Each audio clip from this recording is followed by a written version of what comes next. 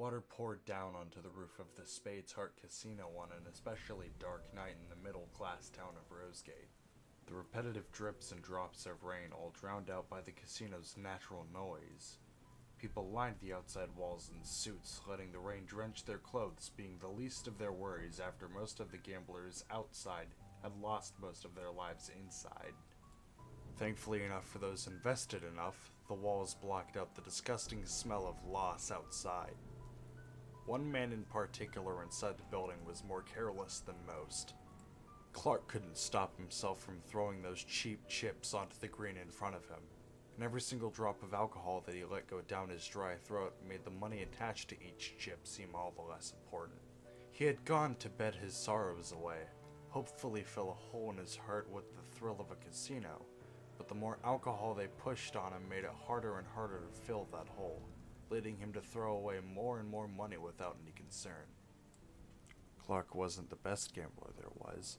He had never even thought to look the people he was betting against in the eye to see how confident they were, nor would he face the devil at the end of the table siphoning away his soul and dollar. He never made any eye contact with anyone at the table. Clark only ever heard when people would show up and saw below the shoulders.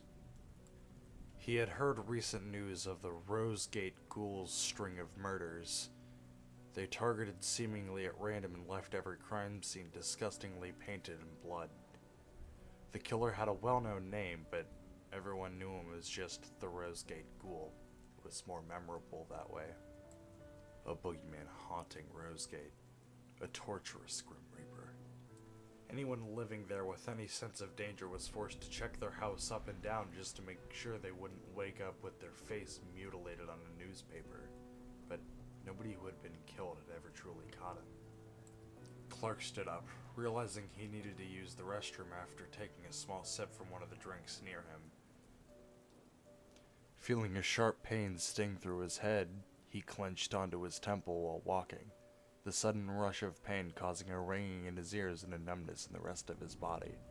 His legs turned to jelly, and as he stumbled into the bathroom, his legs could no longer support his weight. He hit the ground and the ringing in his ears slowly faded, as did all the light in the room.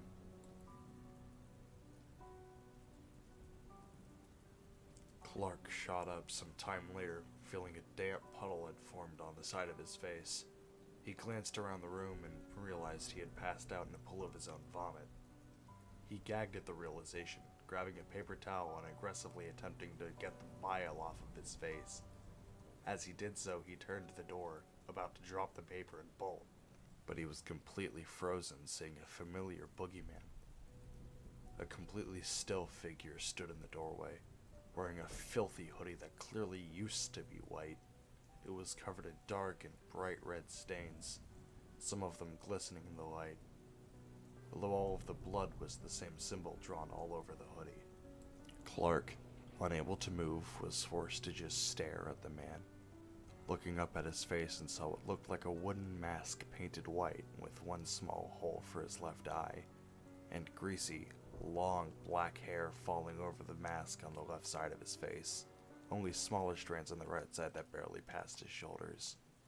The figure seemed to refuse to move, and the complete lack of expression in any form made the situation all the scarier. Clark's hands started shaking and he dropped the towel. Only then did he realize that the figure was holding a knife in his right hand. The figure slowly tilted his head to the side like a curious dog, and upon seemingly being able to sense Clark's fear, the figure started giggling in high-pitched giddiness, almost like he was unable to contain the anticipation for their encounter. Clark took multiple steps back, his back hitting a stall as his legs began to give out again. With each step Clark took backwards, the man took 2 forward. The man was now inches away from him, their faces only separated by a few inches of air in the wood over the Reaper's mug.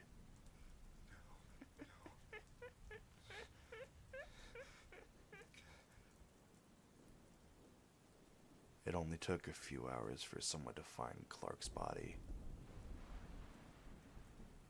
cut apart in each of the dumpsters behind the casino.